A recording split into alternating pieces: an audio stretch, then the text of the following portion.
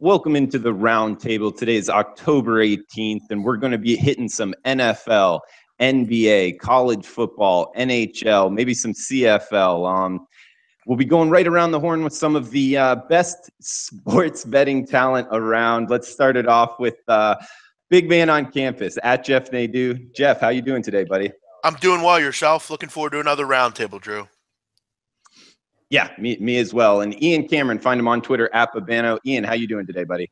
I'm doing really good, Drew. We've got lots of things going right now. We've got football hot and heavy. We've got NBA starting up. NHL's now a couple weeks into the season. CFL winding down.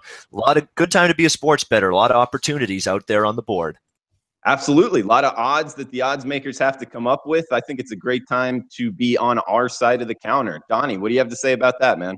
Yeah, no, it's been a fun football season so far. Looking forward to it this week. My Philadelphia Eagles heading into Monday Night Football playing the Washington Redskins here. Looks like to be a good spot for them there. But yesterday, I mean, if anybody watched the channels, I did the right side of campus yesterday, the closing line, and then a nice crisp, short and sweet 1 hour and 40-minute spot on Gabe's show last night. A lot of fun to be had around the channels. I need an extra monster today. Nice. Anything we need to know about on last night's late night? I want to say something about that, by the way. If Jeff and Donnie, the sports handicapping thing flames out for them in a couple of years, they've got an impersonation job waiting for them. I mean, they are just nailing it left and right. This guy, Ed Orgeron, Gabe, you name it. Unbelievable. We even hit a little Drew Martin last night on the show when I was there. So, Gabe's computer was on the fritz for about 20 minutes, brought Jeff in. We had a reincarnation of the late night on campus. We had a good time last night. Donnie, can you please do an impersonation of me right now real quick, man? It's pretty good. Real quick. All right, here we go. And we're going live today. It's the Sports Betting Roundtable here at SBR Networks. We have a smorgasbord of cappers here on the board today. We'll start it off with the big man on campus today. Big man, how's it going? Also going to bring in Donnie Rightside. You can follow his stuff on DonnieRightside.com. How's it going this weekend, Donnie? And the last guy, the CFL expert, Ian Cameron here for the networks. So show up, Ian. How you doing today, buddy? There you go. I love the Georgian accent there. I assume that's what that was. Yeah. I was gonna say it's a little northerner making fun of a southerner right there. That's pretty much how you sound, actually. I love the best one. The easiest one to do, Drew, is the Ian Cameron one. Always gives it away. Ian Cameron. There you go. There it is. All right, guys. It's been phenomenal. Fantastic. No, it's good stuff, man. You're good at that. Hey guys, let's get right into the NFL. Let's go team to bet on, team to fade. Jeff, you want to start us off? What teams are you looking to bet on, man? In NFL, I'm looking to bet on the Eagles. I mean, I don't know. I don't really know how I can avoid it at this point. I mean, I don't generally like to bet on the Eagles, but it's something I think at this point you really have to just wake up and do. I mean, this team is for real. I mean, they're 4-2 against the spread. They're really doing a lot of good things. I mean, and from an Eagle perspective, many will look and say, well, they're the best team in the NFC for many. But again, this is, Donnie, you know this. I mean, this is a team that lets you down. I mean, this is a team that, gets you up, gets you feeling good. And I thought it was an impressive thing what they did going in and winning to Carolina. That's a game that in other years they're going to lose. They're not going to come to play there. They're going to whine and complain because Lane Johnson's out or someone's out. But what I liked is in the first quarter they didn't play well on the offensive line, but they got it together. Vitae played pretty well for the rest of the game, and you look at around the football, that's what they're doing. They're improving, they're getting better, and they're also becoming pretty much a force at this point. The secondary is not great on paper, but it's getting the job done, and I think that's helped from the safeties that they have. The corners are playing well. They're getting a pass rush. The run game's been good. And Carson Wentz, guys, is the #1 candidate for the MVP right now. This kid's playing out of his mind. This is the difference between us and other teams. The Eagles went out and got a franchise quarterback, and now they're relevant. It's so important, as we know, to have a quarterback in this league, and I'm very happy they have one at this point. Jeffrey's playing well. They're starting to get some production out of Zach Ertz and Torrey Smith. They're just a team right now that's easy to bet on. They got their next 4 out of 5 games at home, their next 3 overall at home, and they're just right now in a good spot right now with seemingly everything falling into place for them in the NFC. As far as to fade, this won't take much time. Cleveland. I mean, I don't really know what else to say about Cleveland. Just I'm not really sure why people keep backing them. I mean, they're 9-27 against the spread over the last 3 years. So again, a sharp shot they're betting Cleveland. They're 9-27 against the spread over their last 36 games overall. They've won 4 games in 38 games. Now you bring Kaiser back in. It's a musical chair of quarterbacks here. Now you bring him back. What's his confidence like? You got to go and face a kind of a hungry Titan team right now on the road, or actually at home. I'm sorry, but still, just kind of a weird situation there. Hugh Jackson, we know, is inept as a coach. The defense is poor. I'll keep piling on the Browns. And it's kind of like the don't catch a falling knife investment, right, big man? I mean, why not just wait for them to roll off 2 or 3 in a row? I guess you would miss out on profits that way, but you can lose a lot of money like you're touching on. Hey, Donnie, you're an Eagles guy. Do you agree with big man as far as bet on teams being the Eagles? Yeah, I mean, going forward, they're going to win a lot of football games this year, which is going to be fun to watch for me as a fan, because it's been a couple years since we actually had a team that might be able to, make a playoff run and get after it. You're looking coming up here, Washington Redskins will be favored on Monday Night Football. Following week there, I believe it's the San Francisco 49ers will be favored by, and also another home game, 3 straight home games versus the Denver Broncos. They'll be favored in that one. So you might be looking at an 8-1 Eagles squad as they head down to Dallas after a bye week. So, I mean, they're going to be ready to go. Maybe Zeke Elliott gets these next 2 weeks in, then gets suspended. So Dallas might be down a man for the final 6 games, or a 6-month chunk as you head down the season. I do look at the Eagles as a buy-on option right now because, again, it's all about good teams win games and also cover point spreads. The Eagles look like a pretty good team going forward here, Drew. I agree. Okay. And do you have another bet on or maybe a fade team in the NFL? Yeah, bet on team for me. I'm going to look at the Los Angeles Chargers right now. If you take a look at what they're doing going over the season, I mean, they didn't cover the opening game that they had versus the Miami Dolphins 19-7, but hanging around that football game. In the Kansas City Chiefs game, a 24-10 game, which they didn't cover in that one, but it was 17-10 for the majority of the second half, just hanging around there. Philadelphia Eagles game didn't cover that one as well, but it was 26-24. Finally, back-to-back covering weeks there. You had the New York Giants game with actually won 27-22 and also beating the Oakland Raiders straight up. I look forward to it this weekend going against Denver. Denver's going to be down. Demaryius Thomas got injured in the last game. Emmanuel Sanders won't be in this game. Also, the quarterback has a sprained up or knocked around shoulder in that one. I look for another winning week or another covering point spread there for the Chargers this weekend as well. So I'll have them as a buy on team right now. Okay, cool. Yeah, I don't disagree with you there. Ian, what about you, man? Get in here. What about buy on or fade teams? Yeah, in terms of a bet against team, I'm going to stick with the Baltimore Ravens right now. I mean, I totally take away any sort of good grade you want to give them for beating the Oakland Raiders, because the Oakland Raiders are sort of flatlining right before our very eyes right now. Not a good sign whatsoever from them. That they were able to beat Oakland. Now, of course, last week, just a terrible, abysmal performance at home against the Chicago Bears, losing that game in overtime. There's just not a lot to like. The offense is not good. It's even worse without Marshall Yonda, one of their key, maybe their best offensive linemen. Joe Flacco's getting no time to throw the football, and when he is erratic in terms of his accuracy. The running game is shot. The offensive line is below average in the NFL as far as I'm concerned. Defensively, this team's capable enough, but eventually you got to put the biscuit in the basket. You got to score some points. We just don't see that consistently enough from the Baltimore Ravens. So I've got concerns with them. I'm going to go to one of the dregs of the league for a bet on team. San Francisco. I think they get a little life pumped into them with C.J. Beathard at quarterback. I'm not going to say this guy's going to be a tremendous NFL quarterback by any stretch, but there was an immediate surge of energy, execution, whatever you want to call it, when he came into that game for Brian Hoyer, who got benched by Kyle Shanahan against Washington last week. That's when San Francisco started to make their run in that football game, made it an interesting game down the stretch. Just something to watch for. Of course, San Francisco struggling, lowly power rated, obviously, because of their issues. We know defensively, they're not great by any stretch of the imagination. Offensively, I know they lack depth in terms of their skill position talent. Carlos Hyde running the ball, but at wide receiver, they're limited. They're dealing with the George Kittles of the world to basically make plays for them in the passing game. Not easy. Trent Taylor's another guy that they're looking at to make plays for whoever the quarterback is. Now it's going to be Beathard. Just something to watch for. I saw San Francisco really perk up when Beathard came into that game and Hoyer got sat down and put on the bench by Kyle Shanahan. So maybe just a small sign moving forward that San Francisco could offer some value if Beathard can play reasonably well. They're at home this week against Dallas. kind of interested there in the 49ers in that home dog spot there. CJ Beathard, the old Iowa Hawkeye. Good name there. Guys, and I also think that team is going to trend more over the total, Drew, moving forward with CJ Beathard. I think you're going to see a little bit more execution on offense. They're going to be able to sustain drives, move the chains more, get more first downs. So I think San Francisco is going to be able to put up more points moving forward too. Okay, little totals perspective there as well. Guys, any more bet on or fade teams just across the whole NFL?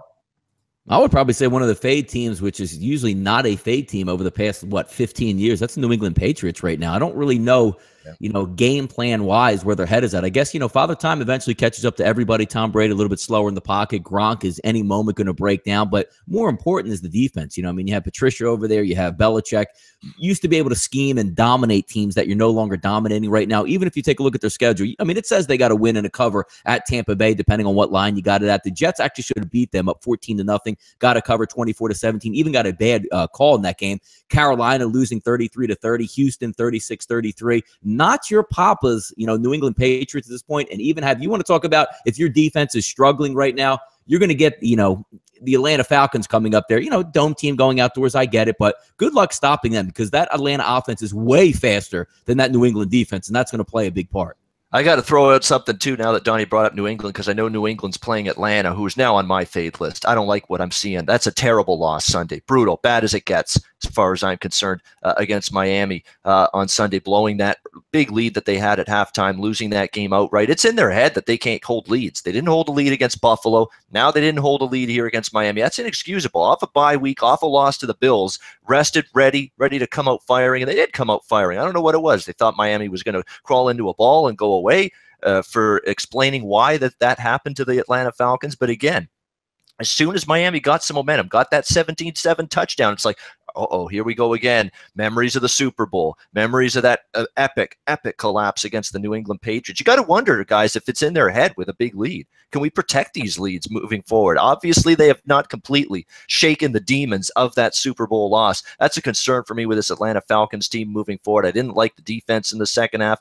Jay Cutler was able to throw the ball. Jay Ajayi was able to run the ball. It was just way too easy for Miami to get the yards, get the first downs, keep the chains moving. I've got concerns with Atlanta and their psyche. Clearly, the ability to blow leads is clearly not shaking them. And that's a concern for me, especially in the favorites role. Maybe not so much Sunday because you're a slight home road underdog there in New England, but laying points is going to be a big concern with Atlanta moving forward. They have not been able to hold these leads. And guys, I got to bring it up because you brought up the Philadelphia Eagles. Could anybody explain what Pete Morelli was doing last Thursday night? Did he have a Carolina Panthers ticket in his pocket? He always. I mean, that was atrocious as far as I'm concerned. What he was doing. When the last two games that he's ref against the Eagles. Penalty discrepancy has been 24-3. I mean, it's the league has to do something about that. I mean, it's clear there's some kind of issue going on there. There's actually a petition going around in Philadelphia. I'm sure Donnie's heard about this. I think they have like 700,000 signatures on it for him to not ref another game in Philadelphia or for Philadelphia. It's interesting. I don't know what the exact amount is, but yeah, it's a clear problem. I mean, there were some questionable calls. And look, I'm not – when I was younger and stuff, I'd always kind of blame the refs. But again, I know they have a job to do. They're trying to do their thing. But the NFL referee system is poor. It's poor in all sports, ref-wise. They have to do something about Morelli. That shouldn't be put up with. I'd be interested to know the next time he refs against the Eagles. Maybe does he read the headlines a little bit? He's a little bit more forthright when it comes to the Eagles. I don't know, but it's definitely interesting right now, and that's a good point by you. I mean, yeah, that is interesting. I actually would probably bet on the Eagles the next time Morelli refs them because you're probably expecting a massive correction there because behind the scenes, there's grumblings and owners have the ear of everybody, and it takes one letter up there to say, look at these last 7 or 8 games. This is atrocious. Something needs to be checked out. And the head of referee is going to say, hey, Pete, look, I'm not saying you got to slay it, or send it in Philadelphia's direction, but you can throw a flag on any play you want, on a nice 7-yard run by the Washington Redskins if he's reffing, toss that flag out there and drop it back just to try to even it out and say, look, we were so unabashed against the Eagles in the past 7 games. Now, look, hey, the Eagles had 6 penalties and the Redskins had 11. I actually would have a buy on there. I would like to see Morelli get another shot with the Eagles because I think it would go their way. So all you people out there that don't like Pete Morelli, go sign the petition at change.org. It's up to cut down to 0, 70,000. I'm sorry. And the thing is, guys, I hate to bring it up because I hate to be ref as screwing one team guy in one game. I hate to do that. I hate to blame anything on a ref, a loss, whatever the case may be. You just didn't play well. That's usually my number one reason why a team loses the game. But it just seemed watching that game, there were some obvious penalties that could have gone against Carolina that weren't called. And every little nickel and dime or questionable call on Philadelphia was being made by Pete Morelli in that game. And that's what really just threw me for a loop. Like, they're getting flagged for every little piddly little thing. And then there's these obvious things that Carolina are doing in the course of the game that weren't called. It was very peculiar, to say the least. No, yeah, you're right. You're right about that, because when you look in baseball and you equate it to like Angel Hernandez, who is an awful, awful umpire, but he sucks against everybody, versus everybody, against everybody, every single call. He's just in complete bewilderment, blowing the call. It doesn't go one way, like, oh my God, Angel Hernandez is out there. He's just going to call everything for the Yankees and nothing for the road team. He sucks at every call. So at least if Morelli was just throwing flags all over the universe, you'd say, man, he's a bad ref. At least he's bad both ways. As long as it goes both ways, good or bad, I don't have a problem with it. Yeah, throw him and Vic Carapazza in a garbage dump. It should be umpires, either one. There's a lot of people you can add to that list. I mean, whether it's college basketball, I mean, it's bad, man. Angel's brutal, though. I agree. He's awful. Guys, let's break down a game in the NFL on Sunday. We got 4-6-3, 4-6-4. The Carolina Panthers traveling to Chicago to take on the Bears. Looks like the Panthers are laying 3, as high as -130 at Bodog. Greeks laying -125. Total of 40.5.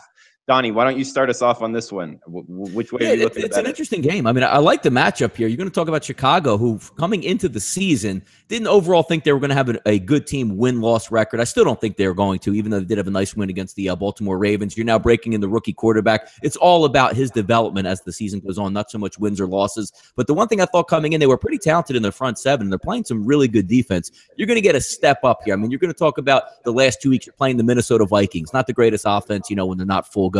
Then you're going to go play the Baltimore Ravens, one of the more atrocious offenses in the NFL. The one thing that Carolina has going for it, not to say they're a great offense, they don't run the football all that well, but you have that super elusive mobile quarterback in Cam Newton. He can throw the ball deep. He can put a strain on your secondary. A lot harder to sack Cam Newton than it would be, Case Keenum or a statue in the backfield as Joe Flacco would be. But I can't touch this game unless I know one key injury information, similar to the Dallas Cowboys. If Sean Lee's not playing on defense, you're not backing the Dallas Cowboys. If Luke Kuechly's not going to be in this football game for the Carolina Panthers, I want no part of the Panthers. But if he's going to be healthy and ready for this football game, Carolina should be able to shut down with ease that Chicago offense, and Cam Newton should be able to do enough. The one thing we always talk about in the NFL, fellas, what is it? It's buy low, sell high. And this is one of those cases where we say, hey, man, the Bears played pretty well Monday night. Hey, man, Bears played pretty well against Baltimore. Now they're going to get a step up in competition of a much better football team to me if they come in here healthy. And then everybody, Cam Newton, they lost versus the Philadelphia Eagles. They're coming in here relatively cheap with that 3 number. If Luke Kuechly is a go and starting in this football game, I would take Carolina in this one. Okay, Donnie, liking the road short favorite here. Big man, what about you? Are you looking to bet this one? I agree with what he said, totally. I think Luke Kuechly was a go. From what I heard, he's probable. So that'll be a nice injection back. And it's an interesting one due to the fact that Chicago's very good at home against the spread normally. But Carolina's been great on the road. They've been a better road team, ATS, than they've been at home. I definitely like what he said. I mean, I'm not – Mitch Trubisky's going to get through some growing pains. He's played pretty well, if you ask me. But Stephen Davis and Luke Kuechly and all that, Latulier and all those guys up front. That's going to be tough, especially in this situation. I mean, he's played the Ravens, who are a pretty good defense, but he played well against them overall. But that was more from the run game as opposed to his passing. I just think Carolina is the better play here. At 7, maybe I'm not interested, but they're the better offense. They have a defense they can be go on the road and win with. I agree with Donnie. I'm not big into this game, but yeah, I would agree with him. I think they're the better team. You need to go on the road after a loss and get the job done, especially in the NFC at this point. It's starting to get time where you have to start winning games like this. They should be able to beat Chicago. Yeah, real quick interjection there, too. You're going to get Ryan Khalil back at center, one of the better offensive linemen in the league, and also Kirk Coleman's due to come back. So if Luke Kuechly comes back, outside of, Olsen at tight end, this team's going to be pretty healthy coming into this one. And Ian, what about you? You looking to go with the any differing opinion on the home dog here? Yeah, it's not a game I'm going to be involved with because I do respect Chicago's home point spread record. It has been good. They've played their best football at Soldier Field this season. They covered against Minnesota in a 3-point loss, beat Pittsburgh in overtime at home, lose by 6 in a spread cover against Atlanta. So they've played good football here. You expect Mitchell Trubisky to be a little bit more comfortable in the confines of Soldier Field and make a little bit more plays in the game. But the fact remains, Carolina's the better of these two teams. They're off that extra rest Thursday. And I'm not getting enough points to back the Bears. So it's one of those conflicting argument games for me. I'll be passing on it come Sunday. All right, good stuff, guys. Anything left in the NFL? We talked about a little collusion in the refs, broke down a game, bet on fade teams. Anything else before we move on to the NBA?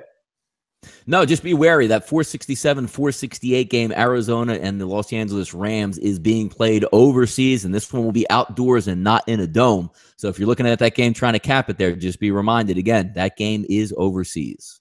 In which stadium is it in, Donnie? Twickenham or something like that, whatever it's called. Yeah, Twickenham Stadium, yeah. Okay. And I think the Rams trying to now all of a sudden, injecting life into the franchise. They're going to be, possibly in it to win the division now through the quarter pole. And now you said before the season, yeah, you know what? Let's just take that paycheck and take a division game overseas and lose our home field advantage. Congratulations, Rams. Unfortunately, I was dead wrong with Tampa Bay last week. That being said, I'm still not ready to trust Arizona yet. You got to show me you can do better than almost coughing up losing that game. Maybe if Fitz played that entire game, they might have won that game, huh? I know, exactly. And they almost coughed up a lung, Zona. That game was an onside kick recovery away from them coughing up just a unbelievable lead in that game, huge lead, and they were about to just completely piss it all away. Luckily, they recovered that onside kick and hung on for dear life, but I am not ready to trust Zona just yet.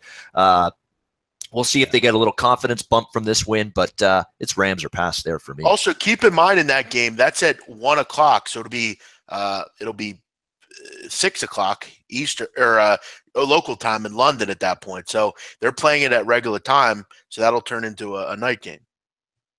Yeah, maybe, a little bit different information that too, Jeff. It's a good point you make up there because it will be dark there. Maybe the lighting is a little bit different as opposed to they're used to in NFL stadiums, those, super up top lights and how they're projecting onto the field. A lot different than I guess maybe playing another sport. So just something to add in, but I still think that's going to come out maybe on those games where we joke about, slip and slide out there a little bit on ice skates, a little bit mossy, that fine range drizzle. So it'll be interesting there. To me, if I'm building a case already, I'm actually looking to make a case for Arizona in this one as opposed to you definitely want to keep up with the weather there due to the fact of I've looked at, when betting soccer, I look at the weather and I've noticed October's typically a rainy period in that area. And I'm seeing Sunday, again, it's only Wednesday, that weather forecast could change, but you're seeing weather, drizzly, again, it's not going to be a nice sunny day in good old London. So yeah, I would definitely keep abreast of that as well. A lot of kind of obscure things going on in that game that might affect the outcome.